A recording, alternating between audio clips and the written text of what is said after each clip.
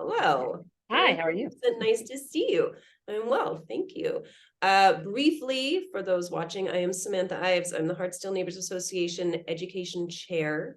We are a neighborhood group of volunteers, and I encourage anyone and everyone to please join us to keep each other well-informed, build bridges within our community, and today, especially to our school district. So I'd like to introduce Erin Jacobsen. She's running for a position on the school board. There are 2 open seats. Erin is one of 2 candidates. So today is less of a competitive interview and more of a meet your candidate and meet your future board member interview. Thank you for being here. It's nice to see you. Thank you very much for having me, and I look forward to seeing more volunteers out there. That actually is going to jump us right into the first question that I have.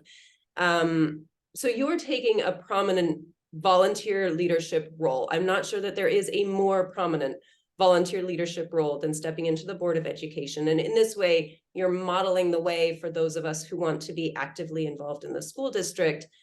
From your new leadership position, how do you think you can invite other caregivers and community members to be more actively involved in the schools? I think it starts with good communication, because if you don't know when things are happening and you don't know where they're happening, it's really hard to commit to volunteering. And I think that is something that the district has been struggling with and recognizes and knows that it needs to work on. And I think once you secure your lines of communication and people know where to get their information, then the next step is to provide incentives to participate. So, and I'm not necessarily saying like tangible incentives, but the fact that you get to meet the people that are working with your kids, you get to connect with other community members. Since so many of our students take the bus, you don't see a lot of parents at the schools, and there's a lot of siloing that happens in the district, and with the community. So when you don't have those natural forms of connection, you have to bring them to the table and make them interesting and make sure they're meeting needs and they're happening at times that make sense for people. Otherwise, you're not creating a smooth pathway to helping. And when you talk to parents, like, they want to help, they don't know how to help or where to help. It's been a struggle, even with my experience on the PTA, to do that too. And sometimes it's like, oh, I don't have enough time to give. And so there's also some like dispelling of myths and recognizing that no, it doesn't have to be like you're volunteering for a week. It could be like, hey, this afternoon, come in and help with this thing. So I think clearing the pathways, making it interesting, and making sure you hear the needs of the volunteers to make sure that you're doing it in a way that makes sense for them. So I guess this is going a little bit backwards, but you mentioned your time on the PTA. Can you tell us a little bit about your relation to the district, how you came into it, and where you are now and what led you to want to run? Well, when my daughter started in kindergarten, she did go to ECP half day when it was in the mansion a million years ago. But when she was in kindergarten, my neighbors encouraged me to join the PTA, which I then was elected president, which was not really the plan initially, but See how that happens on the PTA. yes, very much so. And it was a bit of a surprise because that was my first PTA meeting ever. And I was able to rope in a couple friends, and we're like, well, I guess we're doing this and we're just gonna learn as we do it. We had really good help from the previous PTA board and the administration, and we learned a lot. Like, it really was eye-opening into what PTA can be. I never had any experience with that as a student, so all of this was very new to me. But through that experience, I got to know some of the players in the district and the potential of like what you can do with programming and what you can do with funding, and how do you work all of these pieces together. And through that, I became more heavily involved in what the district was doing broadly. And then COVID hit and we kind of went into problem solving mode as a PTA. That was my second year as president.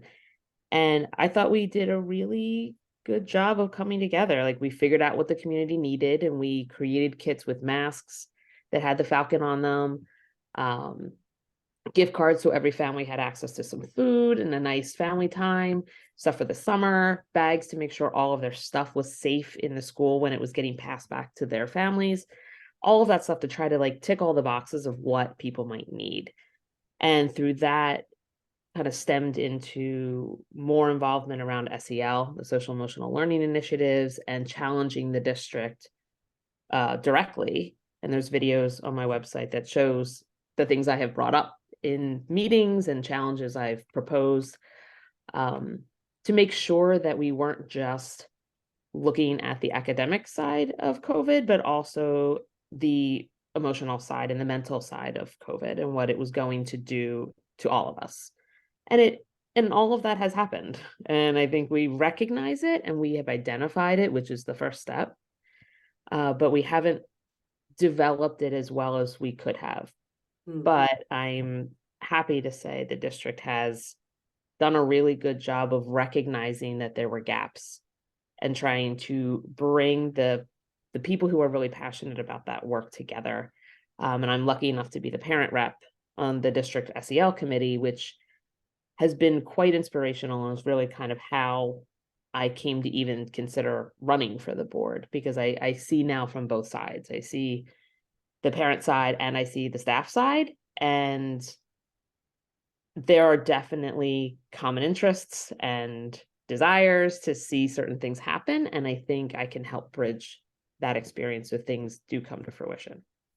So you may have answered this in a certain way, particular to your work with the SEL committee, but in addition to that, or even just expanding on that, what do you think have been some of the major successes, things that the district has really done very, very well over the last few years? And I'll say we can start even before COVID, because COVID was really wacky, but maybe in your experience in the last few years, where do you see us excelling? And the second half of that is, where do you see us building on that in the next year or two?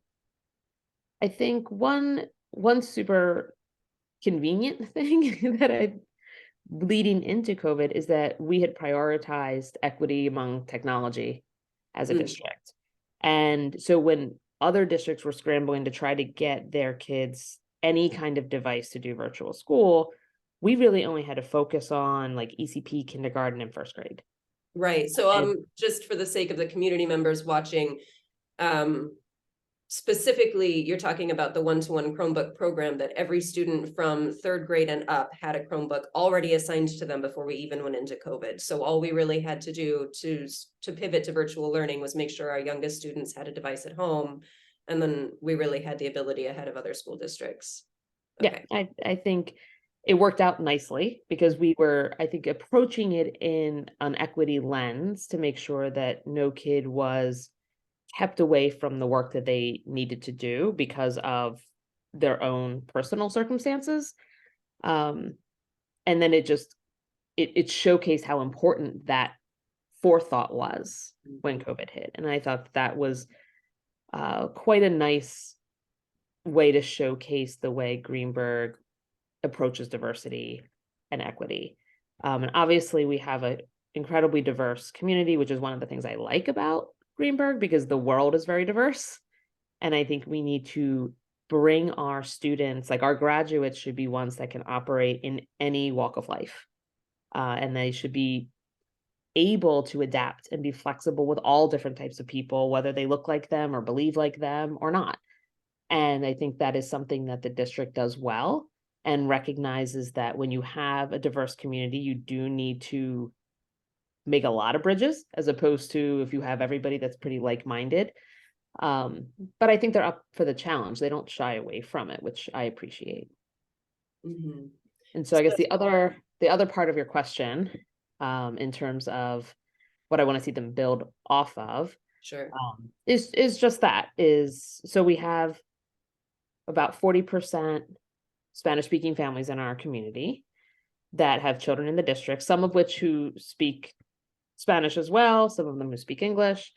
And I don't think we do a good enough job of reaching that very large community within the school district.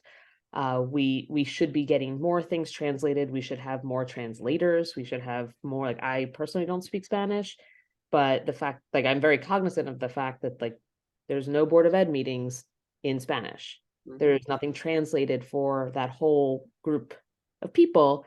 And it's hard, to your earlier question about volunteerism, how do you get people to participate and come in if you're not literally and figuratively speaking their language?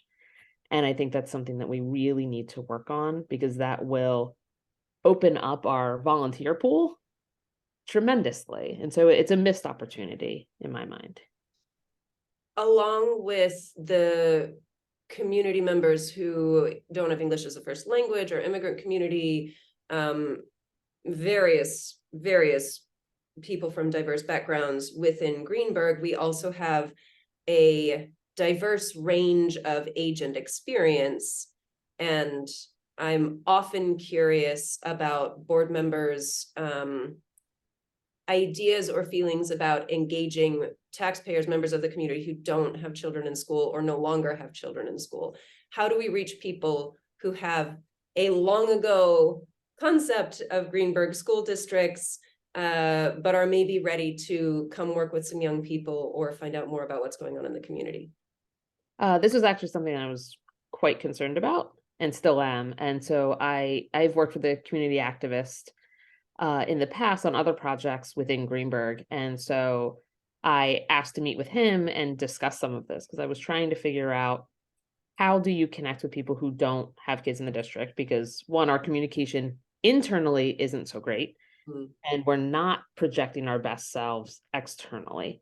I do feel like something like a newsletter to let people know what's been going on. And just in the last couple, I don't know, last couple months, Greenburgh has been shining so bright, and you see stuff on social media, but it doesn't go far enough. It doesn't challenge the preconceived notions of the district for the community that's been here for a long time, and maybe have a very old school view of Woodlands and our students, and have not had any reason or challenge to update their thoughts. I did notice one of our Woodlands graduates was on, was it the Today Show to announce that she'd been accepted Yep. to her college of choice? The seniors just did their college acceptance announcements this week, and that has been all over social media. I am terrible about Channel 12 and our local media, so I don't know where those conversations are bridged, but I agree with you. There's an opportunity there. And that was one of the things he said, was Channel 12 was where a lot of the people got their local news. There's not like a daily paper in this area. So like Scarsdale has one, and some other surrounding areas have their own local paper, but we don't. So we're at kind of the whim of whether any of those media sources pick anything up. I know that there was another thing online today I saw for the Writers' Revolution, and Greenburgh students killed it and won so many awards. And so there's stuff showing like their work. And so it's like that needs to be pushed out in a way that reaches more people. And he acknowledged the problem too, that it's very hard. He's much more involved with the like town level government, as opposed to the district level. He doesn't have any kids in the district. But and he acknowledged the fact that that's a hard thing to do. But I think we need to do a better job, and then just market ourselves well anyway. Where do you think Greenburgh's Central School District sits in relation to the town? I don't know. I think it depends on who you ask, and depends on where they are in Greenburgh too. I live in Hartsdale, and there tends to be, at least around me, a lot of young families with kids. So I feel like the news and information system is more connected, because they're engaged with it, because they have to be, because their kids are there. I think for some of you mentioned the older residents who maybe they've lived here their whole lives, or maybe they had kids go to school in this area a while ago and are still here and on fixed income. I think it's a lot harder to reach them, but I know we've got Key Club and IB programs that like we could be doing volunteer work in the community. We could be showing them with our actions, as opposed to trying to convince them with stats that our kids are amazing. They are amazing. Building on that, And also a plug. The budget is up for the vote on May 16th, which is also the day we will all go vote to induct you as a board member, to approve you as a board member. So please come up to the Woodlands High School gym on Tuesday, May 16th from 7 a.m. to 9 p.m. Correct. You will be there. Any voters coming up will have an opportunity to meet you and discuss in person. I'm wondering, I know that as a community person, we are privy to what the board puts out for the budget. We're not privy to the backdoor conversations. So I understand that you're going to answer this next question as a community member, not as a board member yet. But what do you think are the most positive aspects of the budget, of the school budget that we're all about to vote on, versus what do you think could be in there or in the next few years should be in there? I think I like the fact that there is a continuation of SEL as being an initiative and making sure that those ideas are funded. Excuse me. Because we've been presented with the idea that this is the year 0. So next year would be year 1 of rolling out all of the things we've been working on. And you need resources. Committee. Yes, the social emotional learning committee for the district. So there's already stuff happening in the schools, but this is to like operationalize it and make it consistent and measurable, really, too, which is great. I like that we're focusing on special ed and making sure there's enough staff to do it right and give those kids what they need as well. There is some talk of how transportation, which is what helps supply the resources for field trips, that has been cut, not cut completely, but cut down. And I think in this age of, I'm hesitant to say post-COVID, but after the worst part of COVID, not sure how to phrase that part. But I would like to see the district invest in ways of learning that integrate all of the subjects. And I think field trips do a good job of that. I think it brings kids out in the community. We lost a lot of socialization training just from being isolated. And I think the kids need to know how to do those things and practice those things. And I think field trips and STEM programs and the arts all give opportunities for stuff like that. So I would like to see more funding be put into those integrated experiences. Sure. And we also need some facilities work. And I think that's the other big thing that I know that it's a priority, and I know that we are trying to fund that as best as we can. I wonder if we need to be a little more creative in our approach. And obviously, I don't know a lot of the ins and outs of all of it, and maybe all of those creative solutions have been debunked for some reason. I don't know. But I like to think that there's sometimes some rocks that we haven't turned over yet, and we need to look at those things. I guess that's a benefit of bringing new people into the school board, is a pair of fresh eyes. So that's great. I'm glad you'll be there. Before we close out, I just want to share that as we were starting this Zoom, I was in the middle of reading the New York State Education Department's school report card, and we have improved. And that's as far as I got before we started. So I don't know what that means yet, but Greenburgh has seen a marked improvement. We've gone up a notch according to the state. I'm going to go do a little more research on that as soon as we log off. Are there any final thoughts that you want to share?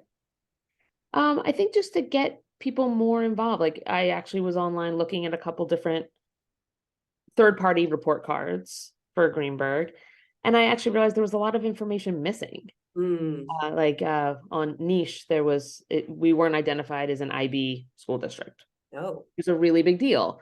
I don't know how we go about correcting that, but I think there's that's where parents go. That's where community members go to find out like what the rank of the district is, and there's incomplete information out there that skews all that information. And I think so.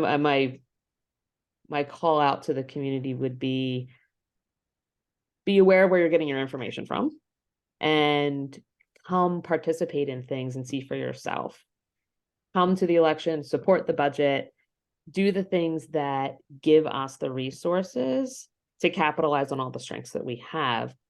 Not only does that help you in terms of like your home value and your community value by bringing in greater school rankings, but it makes everybody feel better to be part of something that's positive. And I think we can all do that together. Excellent. I agree. Thank you. For anybody who is watching this, who wants to get involved, GCSD, Greenburgh Central School District.org is the website. You'll find information there on the budget, the board, voting, the schools, what's going on in the schools, our brag book for our wonderful students, as well as links to parent-teacher associations. If you're interested in getting involved on the Hartsdale Neighbors Association side, working with me on the education committee, there will be links below, as well as links to Erin's personal website where you can find out more about her ahead of the vote on May 16th. Thank you. I'm so glad to have you online today. I really appreciate you being here. Thanks a lot. I appreciate it.